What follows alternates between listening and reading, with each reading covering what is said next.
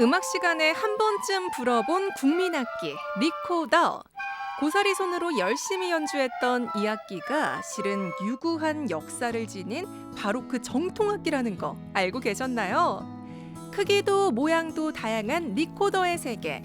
대한민국 1세대 리코더 마이스터 조진희 장인과 함께 재미있는 리코더 이야기 속으로 떠나봅니다. 호반의 도시 춘천의 또 다른 이름은 리코더의 도시. 그 이유를 이곳 춘천예술촌에서 만나볼 수 있었습니다. 한국 리코더 음악의 대부이자 우리나라 최초의 수제 리코더 장인 조진희 리코더 마이스터의 악기 공방인데요. 우와, 신기한 리코더가 정말 많네요. 이 형님이 이제 집에만 오면 그렇게 리코더를 부셨어요. 동료를 부른 게 아니고 무슨 뭐 핸델 소나타니 뭐 가보트 뭐 미뉴엣 이런 것들을 연주하셨는데 그 소리가 너무 좋았어요. 그래서 저도 이제 따라 부르다 보니까 좋아하게 됐죠. 저는 이제 사범대학을 나왔기 때문에 음악교사 자격증이 있었고 대학교를 졸업하고서 발령이 났었죠. 발령이 났는데 그때 이제 살짝 고민을 했었어요. 음악 선생님으로 살아갈 것인가 아니면 내가 하고 싶은 리코더를 좀 더 공부해 볼 것인가. 어떻게 보면 좀 무모한데 제가 가지고 있던 음반의 연주자가 비엔나에 있더라고요.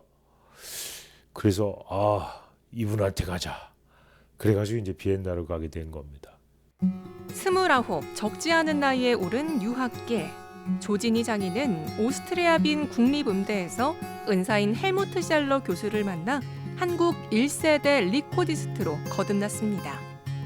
리코더와 지휘를 공부한 그는 귀국 후 여러 리코더 합주단을 창단하고 합창단의 지휘를 맡으며 고음악의 보급과 대중화에 앞장섰습니다.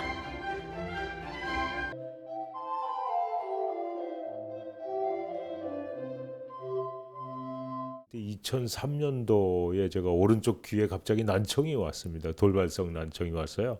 지금까지도 한쪽 귀는 이게 그냥 장식용인데 그때 돌발성 난청이 오면서 제가 이제 연주에 대해서 앞으로 어렵지 않겠나 이런 이제 생각을 하게 됐었고 그때 그 제작에 대해서 생각을 했죠. 내가 어릴 때부터 뭘 만드는 걸 좋아했기 때문에 그럼 제작을 한번 해볼까 이런 생각이 들었던 거예요. 일본의 그 야마오카 선생이라는 분을 찾아갔죠. 이분이 또 국제적으로도 잘 알려진 분이에요.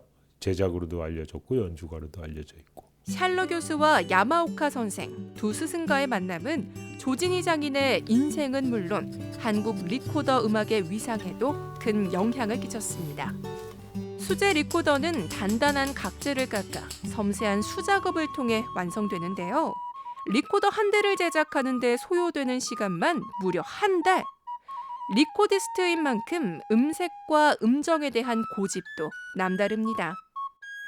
근데 이 리코더는 모양이 좀 특이하네요. 이게 지금 우리가 알고 있는 리코더에 비해서 모양이 조금 심플하잖아요.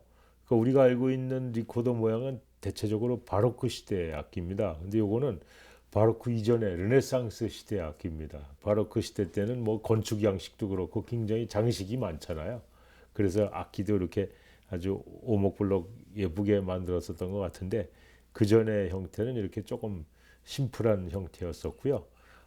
이 악기를 이제 쓰는 거는 이제 그 시대 곡을 연주할 때 이 악기를 쓰는 겁니다. 그래서 이제 아마추어들은 이 악기를 쓸 일이 이제 그렇게 없고요. 전공하는 학생이나 전문 연주자들이 이제 이 악기를 찾습니다. 테너, 알토, 클라리넷, 소프라니노까지 다양한 음역을 지닌 리코더들. 전문 연주자를 위한 악기도 중요하지만 리코더가 많은 어린이들의 입문용 악기인 만큼 조진희 장인은 플라스틱 리코더 역시 악기다워야 한다는 철학을 갖고 있습니다. 선생님들한테 아이들 지도할 때 애로사항이 뭡니까 물어보니까 자꾸 책상에서 굴러 떨어진다 그럽니다. 교실에서 하루에도 수십 번씩 떨어지는 리코더. 이제는 얼음! 추락에서 지켜주세요.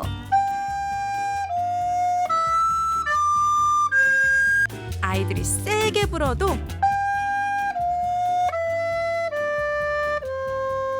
음이탈이 발생하지 않는 게 관건.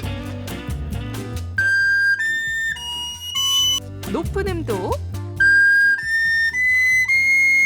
소리가 잘 나면 아이들이 실증 나지 않겠죠? 호흡과 그다음에 좋은 음정, 그다음에 굴러가지 않도록 그렇게 잘 만들어진 악기입니다.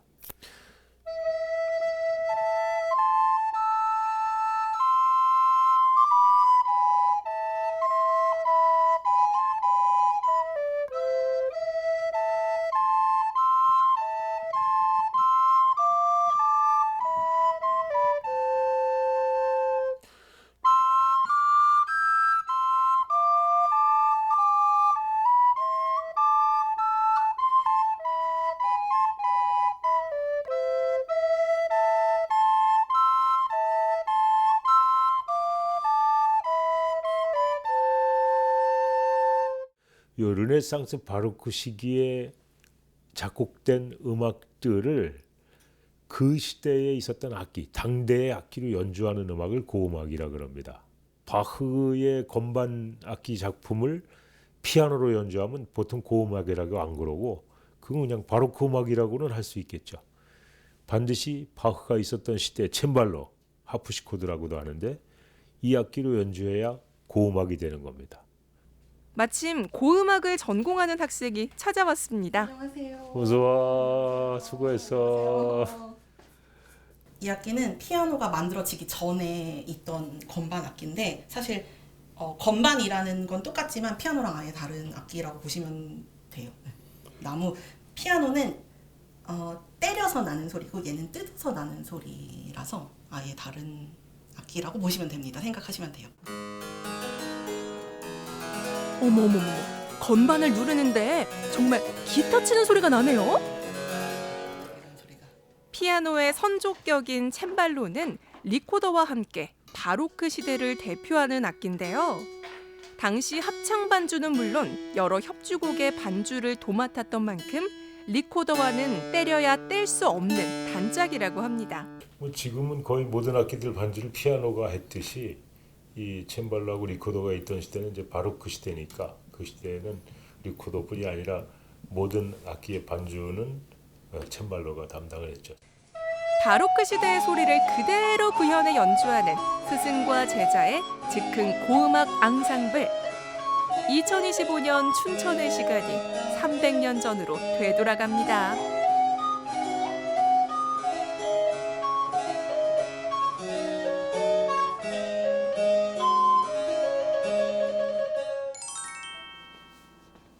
저녁이 되자 악보를 들고 어디론가 향하는 조진희 장인.